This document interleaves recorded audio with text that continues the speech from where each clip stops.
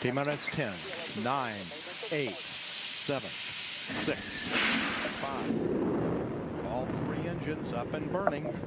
2, 1, 0, and liftoff. Coach on Fire Radio.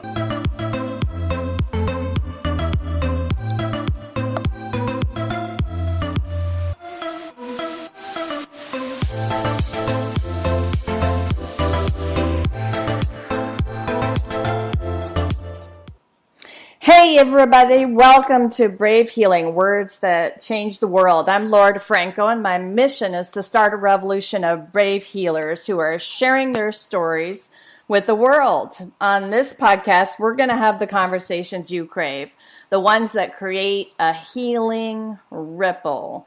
So afterwards, don't forget to come find me at bravehealer.com and on Facebook at Brave Healer by Laura DeFranco.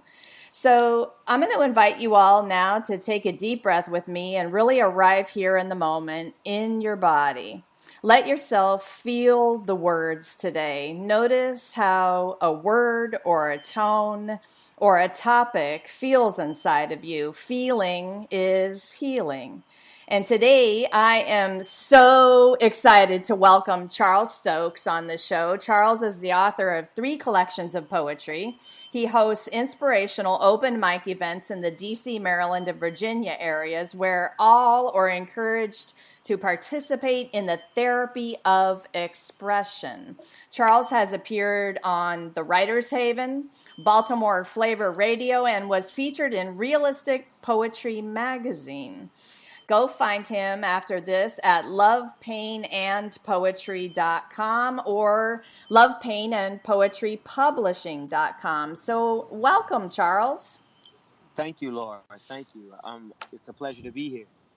So, I'm going to start off today by saying that usually I don't get motivated to share the quote my guests have written down on their little info sheet until today. So you wrote as one of your favorite quotes, "A lesson is learned when the heart burns in the fire of regret." Dude, let's get started by you telling me a little bit about that line. All right. So over my first 2 collections, we're talking about a young lady I used to date, and I was quite fond of. Towards the end of the second collection, I came up with that line, and it basically sums up my feelings about the entire ordeal. It was a moment of self-reflection, and it was just like, this is a powerful line, and it speaks to everything that I've been writing about. Yeah, it was a powerful line. I read it like 3 or 4 times and I thought, oh man, I feel the feels of that one. So tell everybody a little bit about who you are and what you do and about your poetry books. Okay. I'm from Baltimore, Maryland. I'm 38 years old. I'm a veteran in the United States Army, still actively serving. I've been to Afghanistan and Iraq, and I have experienced a bit of depression, and depression is what got me to write poetry. What motivated me to build Love, Pain, and Poetry was an experience a friend had. A friend went to a doctor daily for a week, and they just kept saying, hey, go to the emergency room. Now, you would think that a mental health professional would have walked this individual to the emergency room, but they didn't. And on the 7th day, the airman attempted to take her life. I was motivated by this because this was a personal friend that I'd made, and she survived. And I wrote a poem about her, and that's what started all of this.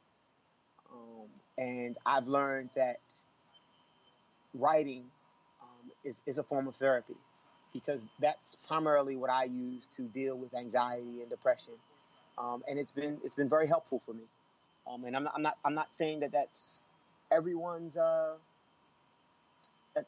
some people will need medication, but for those of it who may not, they should definitely try writing as a form of therapy. And that's what I've been about since that time. So, why don't you start us off today by sharing one of your poems from the book? Oh, which book is that, Laura? Would you? So I'll start. We'll start with the first book if that's okay with you. Excellent. What's the All title right. of that one? This is Denying the Anger and Bargaining with the Truth. It's the second edition of my very first book where I wrote 50 poems in 10 days, and following that the poem that I spoke about, a drink.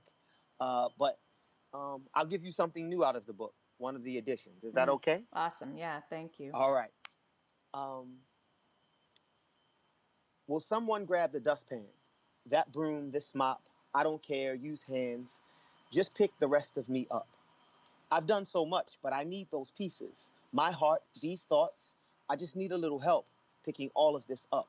A dash of trust, a sprinkle of love, 6 or 7 hugs, and you'll see, angel, sweetheart, nightly becomes me. I love, I cherish, I stay, I fight. Please end this memory for one night. Pick me up in this chapter of my life. And that's how we close out the first book. Um, it's a fairly new poem. I just thought that would be a way to end that chapter of my life.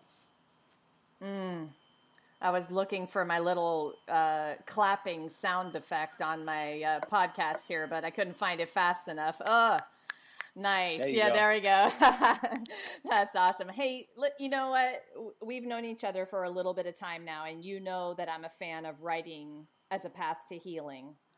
Right. So, tell me more about how writing has been part of your therapy. What is it about the process that helps you, do you think?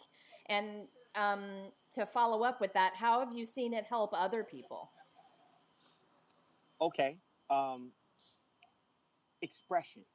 Writing is a form of expression. The first step is putting your thoughts or angst or whatever it is that ails you, because it's something there that creates that stress that can turn to depression or anxiety. And when you put it down on paper, you're putting it out. And once you get it out and you can read it and you can see the power in your words, it's healing.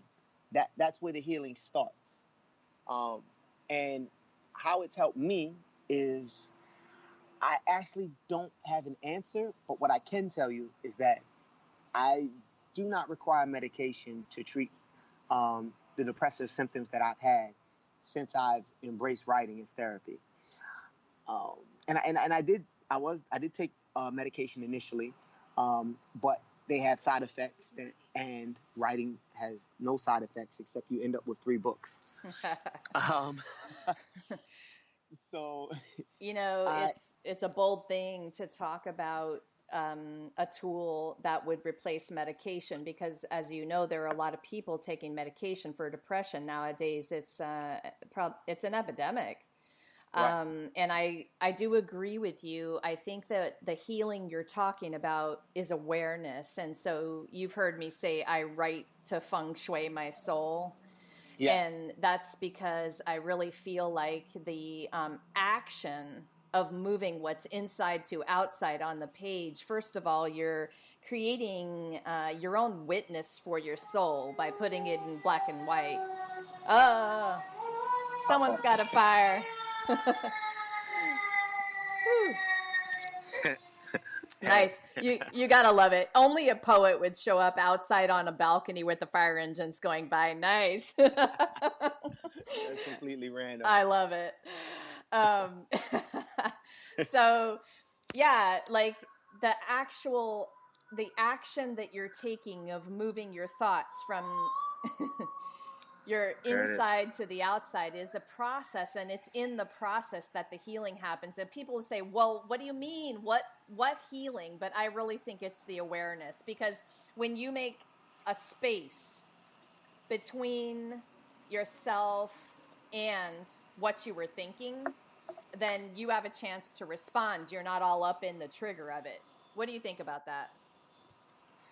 Um, I, I never, I, I never went that deep into it, to be honest. Uh-huh. So